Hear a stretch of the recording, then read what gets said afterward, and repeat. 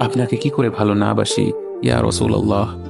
যখন আপনি আমাকে ভালোবেসেছেন সেই 1400 বছর আগে, যখন আপনি আমাকে মিস করতেন, আশা করতেন যেন আমার সাথে দেখা করতে পারেন, অথচ তখনও আমি জন্মই হইনি।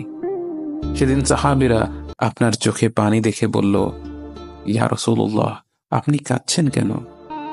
আপনি বললেন, আমার ভাইদের খুব দেখতে ইচ্ছা করছে। সাহাবীরা বললেন, আমরা কি আপনার ভাই নই ইয়া রাসূলুল্লাহ? আপনি বললেন, না, তোমরা আমার সাহাবী।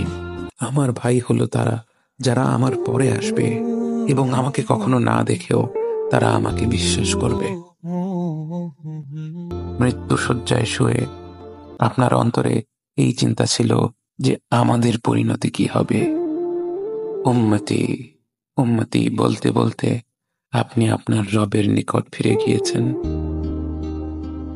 আজ আমরা আপনার উম্মতের অংশ।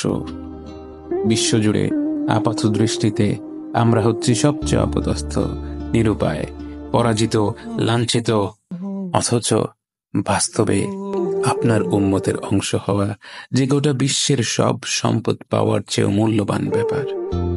আজ আমার মনে যত আশা, যত আকাঙ্ক্ষা, যত স্বপ্ন, যত চাহিদা, সব কিছু পেয়ে গেলেও নিজেকে এতটা সৌভাগ্যবান মনে করতাম না যতটা মনে হয় আজ আপনার উম্মতের একজন হতে পেরে।